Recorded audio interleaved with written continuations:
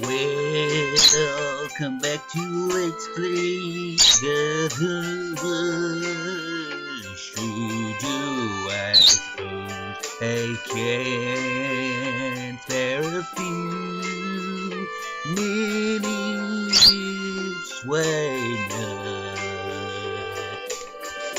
Yeah, got some time. No important to me or anything like that. Mido raises an eyebrow as if questioning my statement, then beckons me back into the classroom. I wanted to get some feedback from you if I could. I know that this course wasn't quite up to your level. Don't worry about it. The science club activities more than made up for it. Did they? Well, in fact, that's what I wanted to talk to you about. Do you think that was a worthwhile activity, just for my own reference?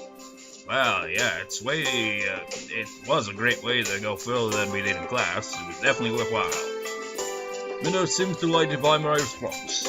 That's great, exactly the sort of thing I was hoping for. You know, Hisao, I'm glad you came here. It's always good to have a student who really gets into the subject you teach. You know, I wonder what Muto would think about the recent science thing. I haven't actually looked at it or anything like that, but one of the trending things I noticed was, like, they apparently made a discovery with waves or something to do with Einstein's theory of relativity kind of been proven a bit or something like that. Even if I did read about it myself, it'd go over my head, I'd imagine, because it sounds complicated. But I wonder what he'd have to say about that. In a way, it makes dealing with the rest of the students more tolerable. You're a bright kid too. You took to the stuff like a duck to water or some other such, whatever. Thanks. You were a great help, especially with that college stuff. There's one more thing, Hisao. A bit of advice from one scientist to another. What's that? What does a scientist do? Observe the world around him. Exactly, good. A simple question, but one that most people can't seem to answer. That's the essence of a scientist, Hisao. We observe what's there and try to figure it out. But what if there's something you can't figure out? What's a scientist to do if he can't observe something? How, for example, can we talk about clocks when nobody has ever actually seen them, or black holes when observing them directly is impossible?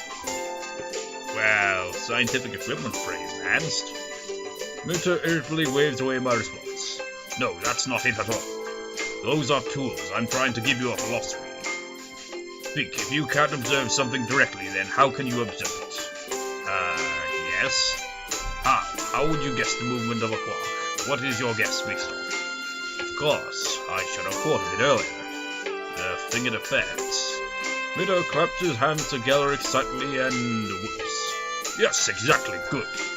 Remember that, Hisao. If you can't examine something directly, it's because you're looking at it wrong. You have to look at it differently if you want to uncover the truth. If it eludes you, you look at what it leaves behind. That is the essence of being a scientist. We never stop looking for the answer and never take anything for granted. Observe, experiment, and observe some more.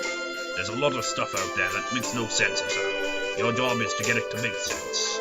If nothing else, I hope you've learned that here. I think I can remember that. Mido smiles satisfied. Good, now go enjoy your time off. You've earned it. For a random science conversation, I leave the room feeling a little confused. What brought that on? Although, am I going about this thing with Emmy the wrong way? It's just a talk about scientists, and then it's just goes back there, it's oh yeah, Emmy, yeah. If she won't tell me, then can I go about it some other way? That was the whole point of it, wasn't it? Just yeah, he's giving you this philosophy about science, and now he's applying it to relationships. It's just maybe I'm going about this the wrong way with, Emmy and this relationship currently.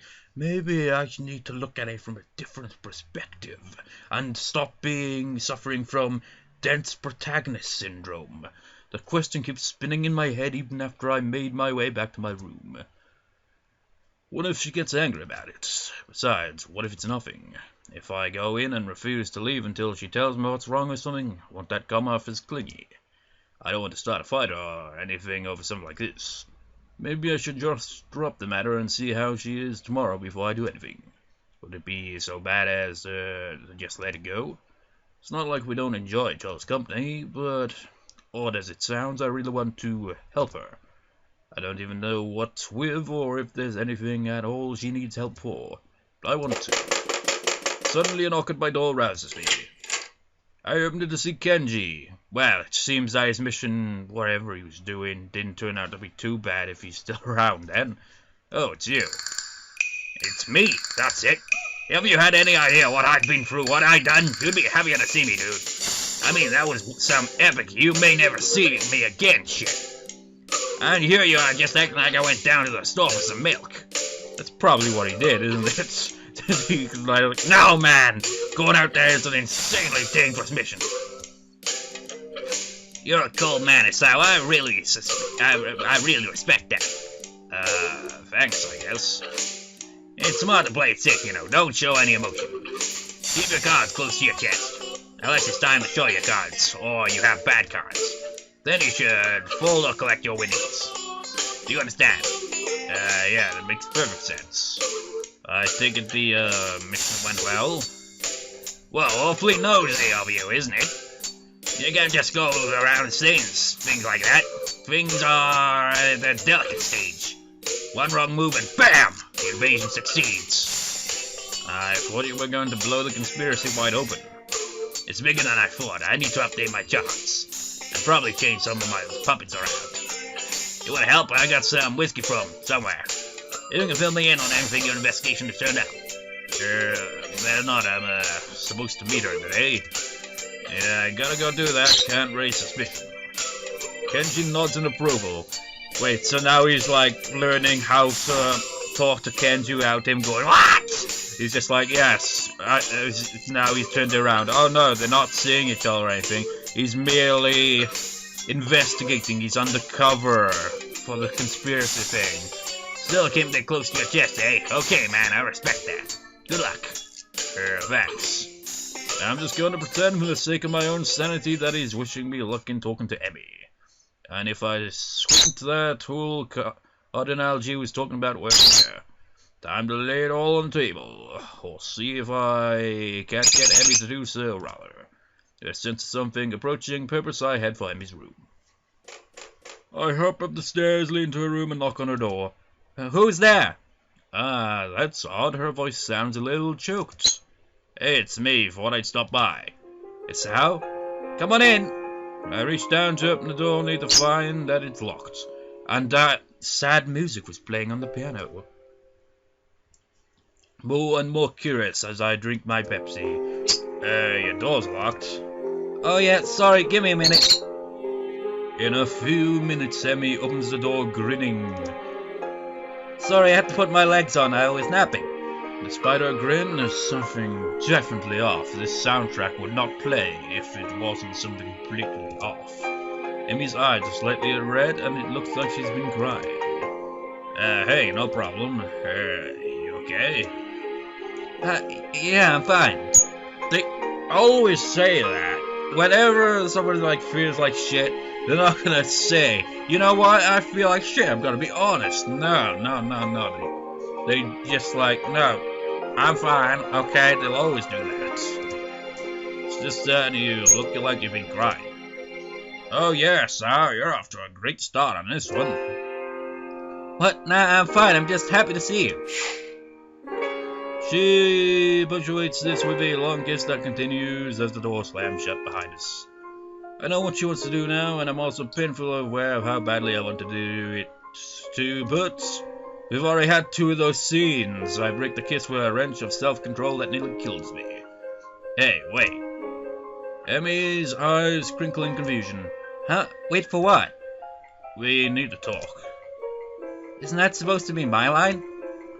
And never a good thing to say? She's got a point. It's usually the lead-in to a breakup. Or the prelude to a fight. Maybe it can be a good thing this time. That's a hope anyway. Can we at least get out of bed? It's my first day back on these things and I'm still readjusting. Plus the nurse said I should try to be on them less often since running puts such a strain on them. Don't argue with that. It's a trap. We both know it. And we both don't care. Then again, it's awfully hard to get angry when in bed with the object of your affection, so maybe there's that motivation too. I set Emmy's legs by the bedside and sit down next to her, throwing an arm around her shoulders. In silence, we just enjoy being able to be in this position again for a few minutes. Then, of course, I need to ruin it by opening my mouth. Look, I know that you've been having kind of a rough time of lately, and I want to help you out. I thought it was just exams getting to you, but now I come to your room and you've been crying, and that kills me. Did he really buy the whole, oh yeah, it must be the exams thing, that's the reason, right?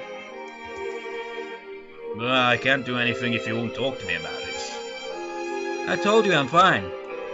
No, you aren't. Obviously, something's eating at you. You can tell me, you know. There's the slightest increase in tension in Emmy's voice. Why is my saying I'm fine not good enough? You're concerned, I get that, that's cool. But I'm fine, and it's nothing that you need to worry about. Not sleeping and spacing out more than Rin doesn't strike me as being fine. I want to help. Uh-huh. Yeah, I don't like seeing it like this. I want you to be happy, you know? I get the feeling that came out wrong because Emmy fixes me with an icy stare. So you want to fix me, Hisao? She's definitely getting angry now. Want to swoop in on your white charger and save the day? Stop the nightmares of phantom limb pains? Restore what's lost? Her voice catches in her throat and the tears start to flow. But you can't. Nobody can. Nobody will. I'm so stunned by her sudden verbal assault that I remain quiet. Neither of us says anything for a while. I'm surprised that Emmy tightens her grip on me rather than pushing me away. After a deep breath, she starts talking again. Look, I'm sorry. There's these nightmares about the accident. Ah, the accident, I should have known. Well, no shit. It took her legs after all, but it never comes up, of course. Well, you see, Hisao, the legs is one thing, but it's not the main thing. I mean, it's very obvious. I mean, they've like foreshadowed it completely, that it's obvious that her father must have died in that crash. And that's the main reason. And I usually deal with them fine because I can run. Running clears my head like nothing else. I don't have to worry about anything while I'm running. I just concentrate on breathing, on the own things. It's easier that way. Life's easier that way. Just keep moving forwards, you know. Nothing else matters. You just get around the next curve. And then it's the next curve, and the next, and the next. Until I can't go on anymore, or think anymore, or do anything but slow down and walk until I catch my breath again. After something like that, nothing else matters. But I've been stuck in that goddamn wheelchair for too long, so no outlet. Today is just kind of boiled over a little. You could have talked to me about it, you know. You didn't have to go it alone. Emmy smiles sadly like she's trying to explain to a child that all fire burns. Yeah, I did, and I do. But why? Why do you have to keep going through this alone? And why does that bird always chirp so noisily when I'm recording? Why can't you just trust me enough to let me help you? That smile again. Emmy leans in, kisses me on my cheek, and almost motherly gesture. She leaves her mouth close to my ear, and she confesses this one thing to me.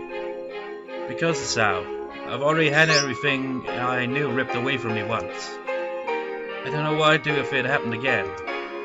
She pauses as if uncertain as to whether or not she should continue. I can feel a violent churning in my gut. She continues. So I can't rely on you, or the nurse, or anyone else. Just me. That's how it's gotta be. Having delivered this short speech, she looks down and covers her mouth with the back of her hand.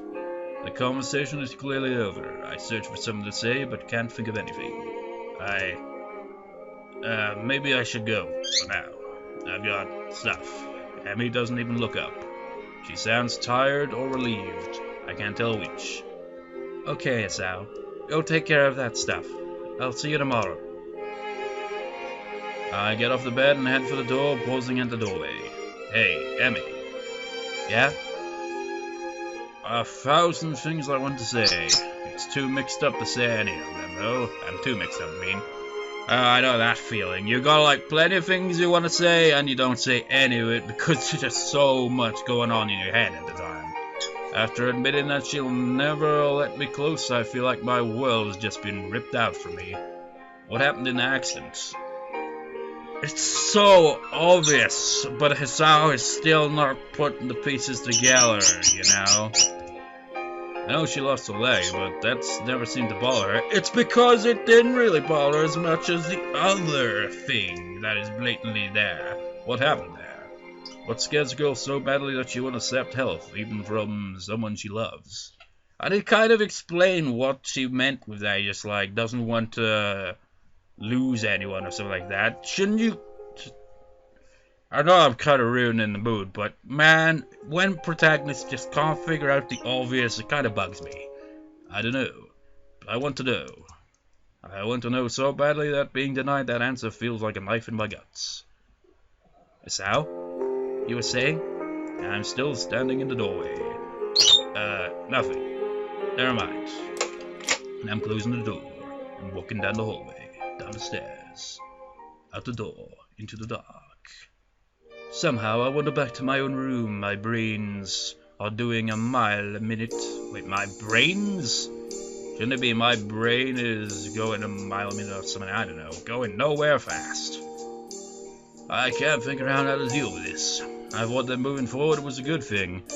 You know, while it's obvious what the reason for it all is, and why she's distancing herself and all that from Hisao and the nurse, it still doesn't really come up with an answer. It's like, okay, so kind of like, well, figured out that, but what do you do exactly? I mean, you can't just be like, yeah, because I know that, problem solved, right? No, it's a lot more to it than that. So even when he does eventually figure this out, he's still got to find a way to actually, you know, sort it out his own way without it, like, being like, you know, her pushing him away even further or something, you know? Dwelling less on a past that I can't change, living in the present and looking at the future. After this thing with Emmy, I'm not sure anymore. She was saying the truth, it's simpler to look at the next curve, ignoring the path gone by. No worry about the opponent left behind, no care for the spectators on the sidelines. So, is Emmy essentially like... Well, it's obvious she runs to forget the past, so is it like...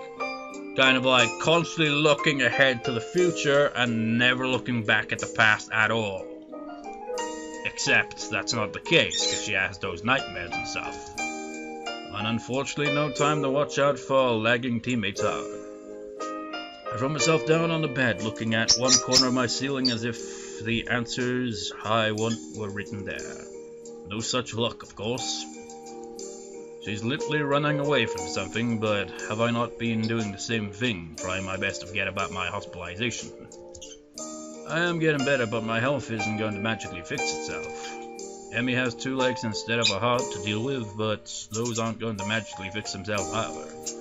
Maybe this is just as fixed as both of us can get. The room becomes darker and darker until I can't really tell I'm looking at a corner anymore. The morning comes too soon on the heels of a sleepless night. Is this how Emmy's been spending her nights? Staring at the wall or ceiling, trying to stop thinking about whatever it is? Her, in my case. That clenched feeling in my gut is still there. I can't rely on you. Words spoken so casually, almost like she were teasing me or chastising me for suggesting that the earth is flat. That's how it's gotta be. The way it's got to be sucks. I'm feeling so miserable that I very nearly decided to skip the run. That'd be stupid though, it's not something I should do just to see her. Sure, that was the original reason, but it's something more now. I've started to enjoy the running itself. There are worse ways to get the blood flowing anyway. I thought I'd say that after the first week or so, but I feel a lot better after a run, like no matter what else I do today, I've at least done that one thing. It wakes me up too, and Emmy herself said that running always clears her mind. Maybe it'll help clear mine. No, actually, I don't think I mentioned this in this LP. I mentioned it in the Sims Bustin' Out LP. I haven't uploaded the part in question. But you know, when I was like, with the nurses commented and all that, I just like keep up routine, and I like mentioned the gym thing, and I haven't been to the gym since last year. I actually went to the gym last week, and surprisingly, I was much better with the, treadmill than the other machine that I'm usually better at. It was kind of like a reversal. It's just like, yeah, my legs are actually working. But then, like, when I freaking got to catch a bus, literally yesterday, I think, actually, I had to walk all the way to the college, and my legs were like, ow, ow, ow, ow, ow, ow, ow, ow, ow, ow, ow. Just like, yeah, I should probably go to the gym more often, but it's just like a lack of motivation. But anyway, back to the plot, I hope so. The morning is cool and clear, if a bit humid. Summer is making itself known, it seems. Emmy is already stretching out when I arrive and greets me with a smile and a wave. Hey, Hisao! The sight of her is so chipper is like a kick in the nuts. How could she be so happy after yesterday? Well, that's just how people are, really. Well, some people. When they suffer like that, it's easier to kind of like, put on a facade of being happy than it is to, open up about it, I guess. I give a half wave and I'm surprised to receive a hug. Hey, about last night. Here it comes. I wanted to say thanks. I actually managed to get some sleep for the first time in a while, and I think it's because of our talk. So thanks. How could she sleep better after our chat? She basically told me that she wouldn't get any close to me, and that let her sleep well. Excuse me, but what the hell? Emmy either doesn't notice my bafflement or chooses not to notice. No telling with her anymore. Oh, no problem. Glad it helped. The venom that threatens to drip into my voice is controlled for now, but I think I'd better stop running now before I do anything stupid. So it's kind of like she's suffering with her own thing, but because of her coldness to Hisao with that and not opening up, it also hurts Hisao as well, so it hurts both of them. But it's hard to open up with stuff like that, isn't it? Emmy seems equally willing to get started, and before long we're darting around the track. With this, I don't even describe this music. It's not necessarily depressing sounding, although it is, kind of, but it has a certain different feel to it as well. I don't know how to describe it. Anxiety kind of feel. Emmy seems equally willing to get started, before long we're darting around the track. I can tell she feels more relaxed. Her running has gone back to the more graceful movements I remember from when I first watched her. It's a stark contrast to the almost brutal way she's been hurling herself around the track these past few days. Our talk really does seem to have helped her. A pity it couldn't help me. I get into the rhythm of running, and thinking back to when I couldn't afford thinking about anything else but keeping my breathing steady and legs moving. Yes, those days gone, at least for the first couple of laps. Annoyed at the lack of success I'm having with clear my head, I increase the pace. Here's the burning sensation in my legs, breaths coming ragged in my chest, the pounding of my heart, which I still need to be careful about, but it does seem to have gotten stronger. I can feel it pumping blood through my veins. A sound drums in my ears, but instead of being panicked as I was that day in the snow, I'm instead filled with elation. Yes, it's working. My heart, that fatal flaw that landed me here, has improved. I'm able to keep going now, and maybe one day I'll be able to stop worrying as much. Right now, it doesn't matter that I have no idea what to do about Emmy and I. All that matters is that my arms and legs continue to pump in concert with one another. So, it's kind of like the same with Emmy now, isn't it? It's just like he's just focusing on the running, going forward, and kind of forgets about that a bit. Nothing else. As I hit the final stretch, I remind myself that running really does help, though not as much as I'd hoped. I do feel better, and as I walk a few laps to cool down, I begin to ramble last night in a slightly less emotional manner. Emmy wants me to stay distant from her. I can't bring myself to do so. There's got to be a way around this, some kind of middle ground I can reach.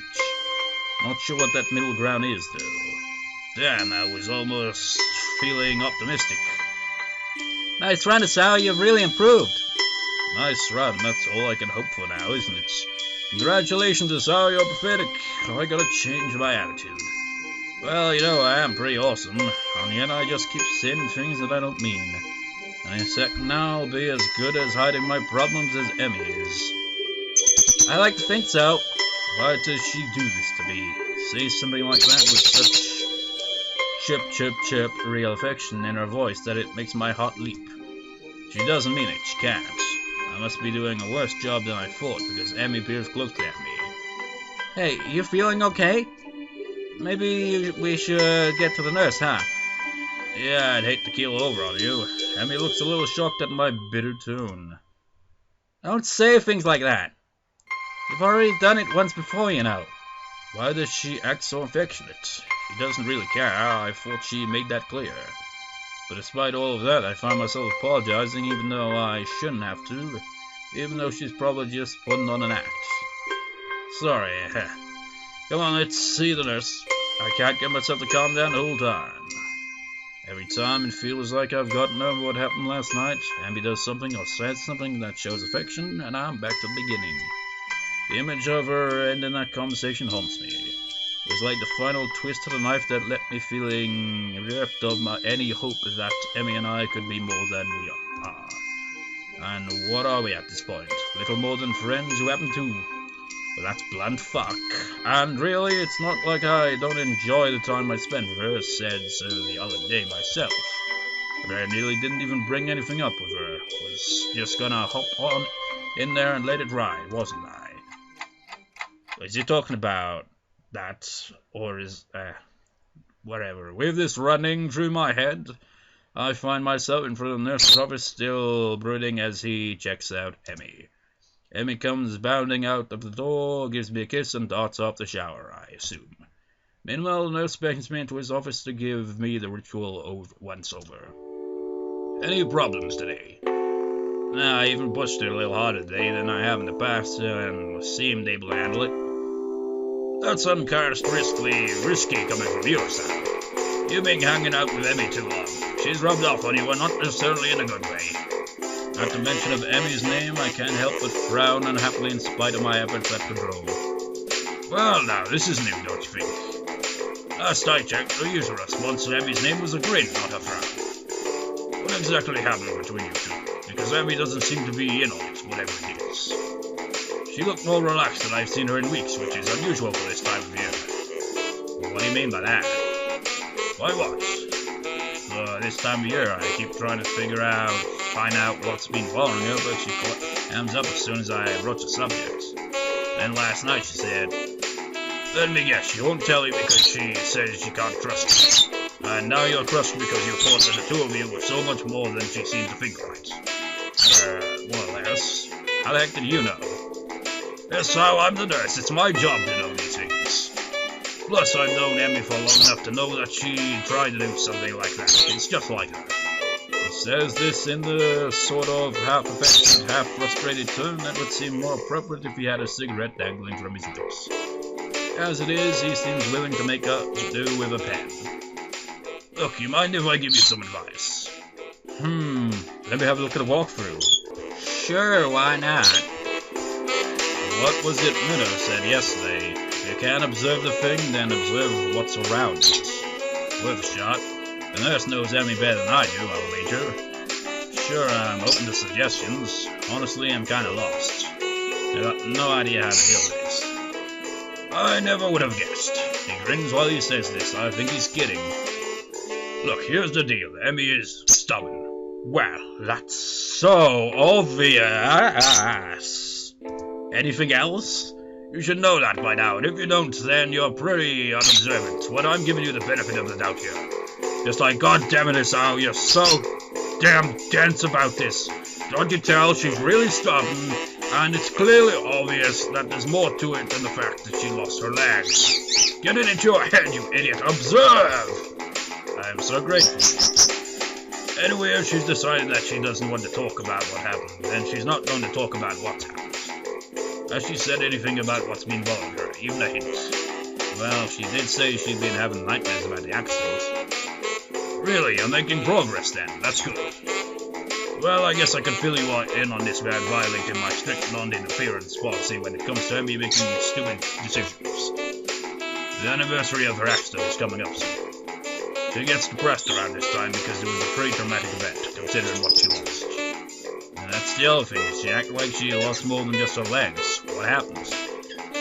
Whoa, no, not going there. You'll have to ask someone else about that, because that's a whole can of worms I'm not about to open. If Abby wants you to know, she'll tell you in her own time. You've just got to be patient, that's all. Why are you even helping me with all this? Because you're good for her. She trusts you, even if you don't think she does. And you've got the best chance out of anyone at this school right now to help her through this time of year. She would accept my help, but she might accept yours if you don't screw it up. So don't screw it up, got it? I opened my mouth to respond, but a knocking sound at the door interrupts me. Hey, you guys still in there? Just a moment, Emmy. Give us a second to get our pants back on. The door bursts open and Emmy glares knives at the door. Asshole! Didn't mean to get your hopes up. Hey, can we leave me out of this? Anyway, what's up, Emmy? Get something? Try to make a more cheerful tone with her. No need to upset her, two can play the everything's fine game. Actually, I forgot to ask you something. Oh, what's that? Do you want to come with me on a trip to my house? My mum's making dinner, I thought you might want to join us. Well, of course I accept. Emmy punches the nurse in the arm playfully. Not you, idiot, you were over last week. I was talking to Hisao. Oh, how interesting, meeting the parents. I'd love to go, Emmy, thanks. The nurse raises an eyebrow, but says nothing. Great, I'll be in my room. Swing by after you shower and change into something clean, and we'll grab the bus. Sounds good, I'll see you in a bit. This time it's me who leans in for a quick kiss before darting off to my room. They kiss so damn often, so casually as well. The nurse is there, kiss. But then you go like Alvisual and Love, like, say, Clannad. They wouldn't do something like that. That's like one of those rare occasions, and they only hate, well, I don't know.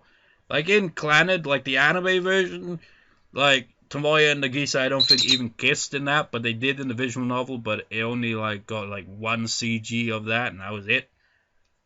And they might have kissed at some other point there, but it's really like surprisingly a lack of that kind of stuff, isn't it? But in this, it's like kiss, kiss, kiss, hug, kiss, kiss, kiss, kiss. Those scenes, kiss, kiss, kiss, kiss, kiss, kiss, kiss. What an interesting development. Maybe we're getting closer after all. Maybe Emmy's finally ready to open up a little. Or maybe she's just being polite, and a free meal seems like a good way to apologize for last night.